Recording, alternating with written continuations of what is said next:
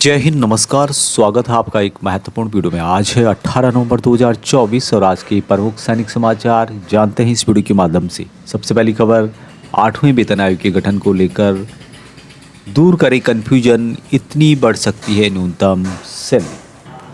अभी यहाँ पर जो बात कही गई है, ये बात कही गई है national council of joint consultant machinery NCGCM के सचिव जो कि शिव गोपाल मिश्रा जी हैं। उन्होंने कहा कि वेतन और पेंशन में संशोधन के अगले सेट के लिए कम से कम 2.86 का फिटमेंट फैक्टर अपेक्षित है, यही होना चाहिए। अब उनके द्वारा ये बात जो है 8th पे कमीशन को लेकर के कही गई है और 8th पे कमीशन से पहले कही गई। उन्होंने कहा कि 8वें वेतन आयोग द्वारा अनुशंसित फिटमेंट फैक्टर पिछले वेतन आयोग द्वारा अनुशंसित फिटमेंट फैक्टर से अधिक होगा। 7वें वेतन आयोग में 2.5 से उनके फिटमेंट फैक्टर की सिफारिश की गई थी। इससे केंद्रीय कर्मचारियों की जो न्यूनतम वेतन है 7,000 की बढ़कर के 17,990 रुपये हो गया। 8वें वेतन आयोग में फिटमेंट फैक्टर जो है 2.86 की उनके द्वारा सिफारिश की गई है, ताकि कर्मचारियों की जो सैलरी है 17,990 से बढ़कर के 51,491 हो जाएगा। अभी उन्होंने ये बात इसलिए कही कि क्योंकि इस तरह का संशोधन 10 साल में एक बार होता है। 8वें वेतन आयोग के गठन के बाद यही मांग करेंगे। यह बयान जो है इसलिए महत्वपूर्ण है कि जो JCM है, यानी राष्ट्रीय परिषद के जो कर्मचारी पक्ष के चीफ हैं मिश्रा जी, इनकी बातें काफ़ी महत्वपूर्ण है और ये जो है सरकार और कर्मचारियों के बीच का प्लेटफॉर्म है, यानी कर्मचारियों की जो बात है वह सरकार तक पहुंचाते हैं। हालांकि आपने देखा होगा सरकार इनकी बात मानती भी है, नहीं भी मानती है। कुछ सरकार के भी इंटरेस्ट होते हैं, अपनी जो है पॉलिसीज़ होती है। आपने कुछ दिन पहले देखा होगा UPS जो लागू हुआ था, उनमें इनकी बड़ी भूमिका थी। हालांकि उस समय कुछ राज्यों में चुनाव थे और उसको देखकर भी सरकार ने UPS को लागू किया था, यूनिफाइड पेंशन स्कीम को। और कुछ दिन पहले मिश्रा जी के द्वारा, यानी कि जो NCGCM है, उनके द्वारा 18 महीने का जो कोविड के टाइम पे DA रोका गया था, उसकी मांग की सरकार से काफ़ी बार करते आ रहे हैं, अभी तक भी करते आ रहे हैं, लेकिन सरकार ने उनकी बात यहाँ पर नहीं मानी। तो मेरा मतलब यहाँ पे है कि कुछ पार्टियों के इंटरेस्ट होते हैं, कुछ सरकार के इंटरेस्ट होते हैं, कुछ अलग बातें भी होती हैं, लेकिन इनकी बात भी यहाँ पर सुनी जाती है। तो उम्मीद करते हैं कि इनकी बातें यदि सुनती है सरकार तो यहाँ पर पेंशन में अच्छी खासी बढ़ोतरी देखने को मिल सकती है। सेंटर टीम अगली खबर है कि पंजाब रेजिमेंट सेंटर की टीम पहुंच खगड़िया, सुने ये भूतपूर्व सैनिकों की समस्याएं। तो यहाँ पर यानी कि ECHS पॉलिक्लिनिक खगड़िया में पूर्व सैनिकों की टीम यहाँ पे आई हुई है। 18 और 19 नवंबर 2024 को ECHS पॉलिक्लिनिक खगड़िया में रहेगी। जिन भूतपूर्व सैनिकों को किसी तरह की समस्या है, चाहे पेंशन से संबंधित हो, PPO से रिलेटेड हो, फैमिली का नाम जुड़वाना हो, बच्चों के Part 2 ऑर्डर या फिर डिपेंडेंट सर्टिफिकेट नहीं है, रिकॉर्ड से संबंधित कोई भी आपकी समस्या है, तो आप उसका निदान कर सकते हैं ECHS पॉलिक्लिनिक खगड़िया में जा कर के। वहाँ पर आपको अपने सभी डॉक्यूमेंट लेके जाना होगा। जो भी आपके डॉक्यूमेंट हैं उनकी फ़ोटोकॉपी और संबंधित जो भी आपने कार्रवाई की है उन सभी डॉक्यूमेंटों को लेकर के आप वहाँ पे जाना होगा। तो जो भी बिहार के पूर्व सैनिक हैं, डिपेंडेंट हैं या फिर फैमिली पेंशनर्स हैं, जिनकी कोई समस्या है, तो आप यहाँ पर जा सकते हैं, अपने समस्याओं का समाधान यहाँ पर कर सकते हैं। अगली इम्पोर्टेंट खबर है कि हरियाणा में फौजियों के लिए लागू होगी जय जवान आवास योजना। हरियाणा की नायब सरकार ने प्रदेश के सैनिक वोट बैंक को साधने की पूरी कोशिश और प्लानिंग की है। सैनिक व पूर्व सैनिकों के लिए सस्ती आवासीय योजना के अलावा कई नई शुरुआत करने का ऐलान यहाँ पे किया गया है।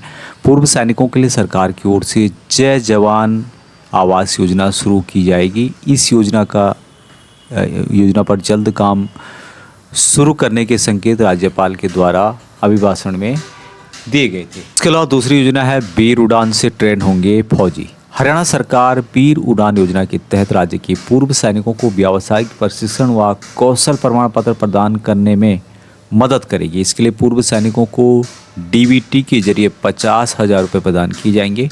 ट्रेनिंग के बाद फौजियों को प्राइवेट सेक्टर में रोजगार के नए अवसर मिलेंगे। वही शहीद होने वाले सैनिकों के आश्रितों को अब सरकार की ओर से 50 लाख की बजाय 1 करोड़ रुपए की आर्थिक राशि प्रदान की जाएगी या मदद की जाएगी। अगली खबर अग्निवीरों के लिए है कि अग्निवीरों के लिए खुशखबरी, पंजाब सरकार ने किया बड़ा ऐलान। पंजाब सरकार की तरफ से घोषणा की गई है कि राज्य सरकार अग्निवीरों को रिटायरमेंट के बाद रोजगार के अवसर प्रदान करेगी। पंजाब में जो रक्षा सेवा कल्याण मंत्री मोहिंदर सिंह, उनके द्वारा घोषणा करते हुए कहा गया है कि सेना से सेवानिवृत्ति के बाद अग्निवीरों को रोजगार के अवसर उनके द्वारा प्रदान किए जाएंगे। उन्होंने कहा कि 800 अग्निवीर 2027 में सेवानिवृत्त होने की उम्मीद है उनकी, यानी कि 800 के करीब उनके द्वारा यहाँ पे बताया गया है। क्योंकि वे भूतपूर्व सैनिकों के लाभों के पात्र नहीं होंगे, इसलिए मुख्यमंत्री भगवंत मान ने अग्निवीरों के लिए नौकरियों को सुनिश्चित करने के लिए एक प्रस्ताव तैयार करने का निर्देश पहले ही दे दिया है।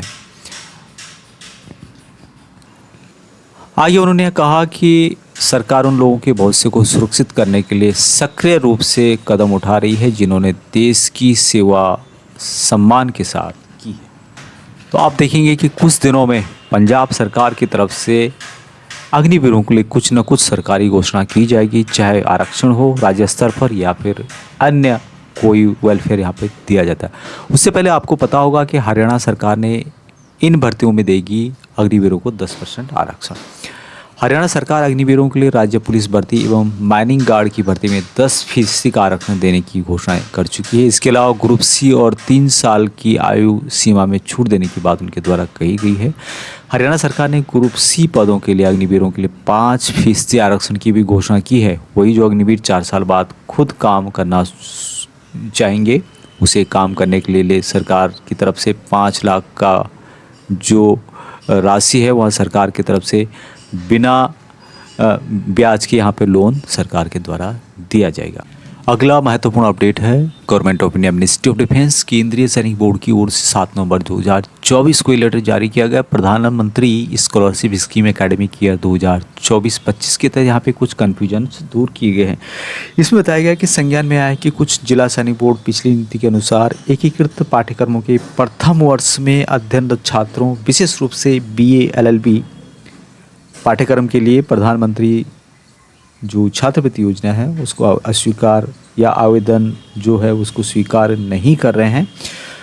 तो उसके बारे में यहाँ पे बताया गया है कि एकीकृत पाठ्यक्रमों के लिए नीति को संशोधित किया गया है और निम्नलिखित जो पाठ्यक्रम हैं जिसकी जानकारी यहाँ पर दी गई है, प्रथम वर्ष के छात्र तीसरे वर्ष के बजाय पहले वर्ष से ही प्रधानमंत्री छात्रवृत्ति योजना के लिए आवेदन करने के पात्र हैं और जिसकी लिस्ट यहाँ पर दी गई है। तो जिनके बच्चे भी कुछ कोर्स कर रहे हैं संबंधित, वो यहाँ पर इसके संबंध में जान सकते हैं कि वहाँ प्रथम वर्ष से भी अप्लाई कर सकते हैं प्रधानमंत्री छात्रवृत्ति योजना के लिए।